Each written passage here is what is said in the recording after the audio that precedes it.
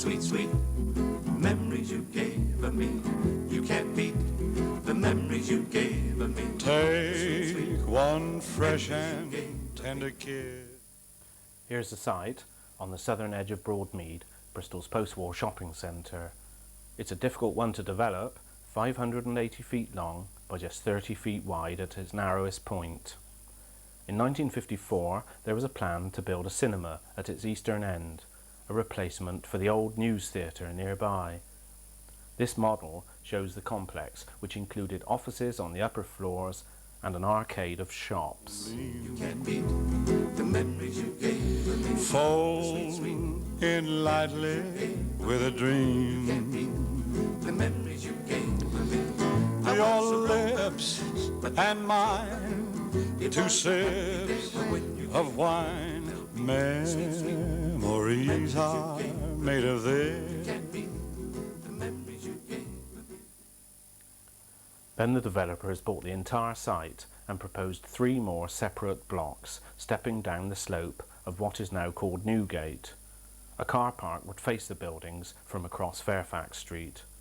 Work began on levelling and clearing, difficult because the land sloped in 2 directions and had poorly defined back of pavement perimeters.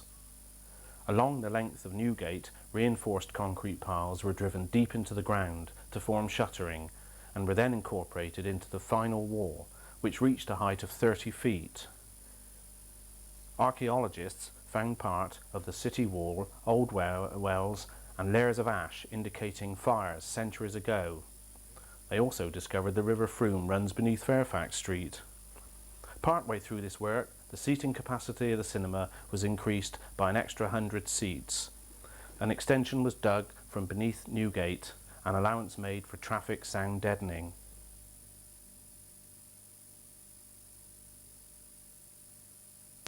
Now look at that date, 90 years to the day that another Bristol landmark, the Suspension Bridge, opened. The scheme was scuppered and a new one hit the headlines. The Co-op wanted to buy the entire site and create a department store with associated offices, executive conference suite and visitors flat. The new design had to take account of the work that had already been done, that is, foundations designed for a different purpose. The cinema was scrapped, its shell ended up as the store's loading bay, and car park access would now be through a tunnel piercing the new store rather than by a bridge between buildings. There would now be a consistent roof line. Here's a revised model. 14 separate entrances, 4 different ground floors and 4 front elevations, with nowhere to hide service pipes.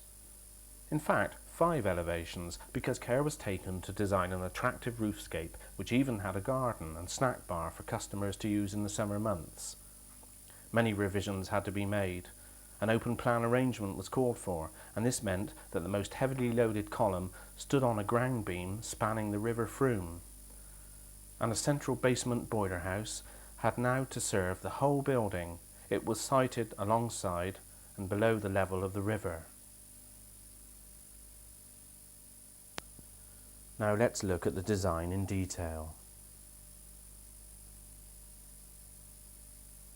The strength of the staircases was well disguised by their lightweight appearance.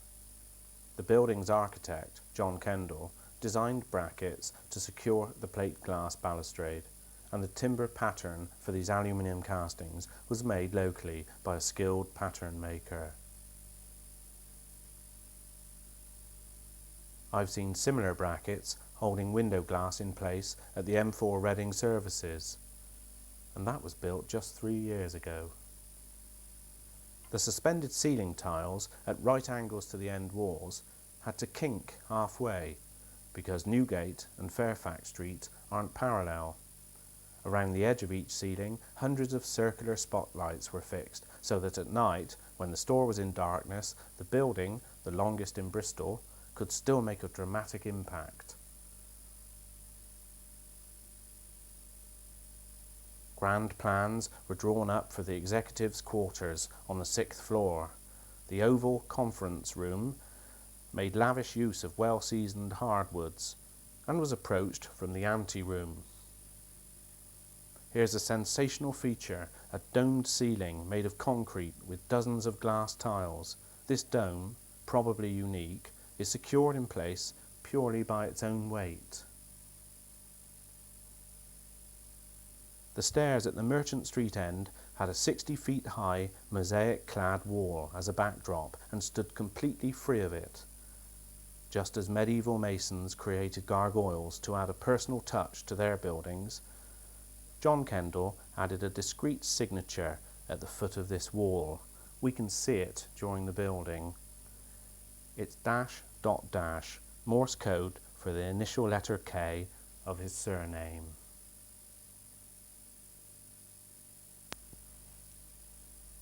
Finally it was finished, and 6 stories of shimmering Venetian glass mosaic were ceremonially unveiled on the 29th of March 1962.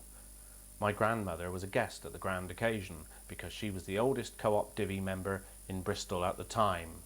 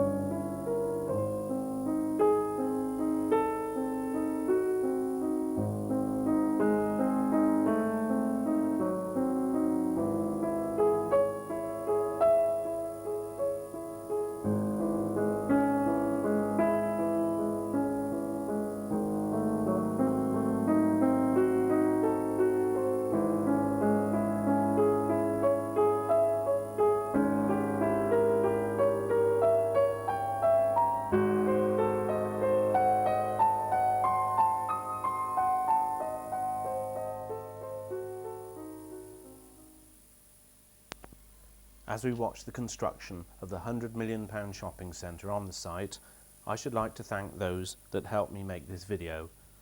John Kendall loaned photographs of the construction work and copies of plans. My narrative is almost entirely taken from his recollections. Thank you, John. And thanks to Peter Brown and Amanda Vines for giving me the initial impetus to create this visual record. Let's hope that future generations will gaze at this sombre, brick-faced car park elevation and be aware of the elegance, lightness of touch and jollity of its predecessor.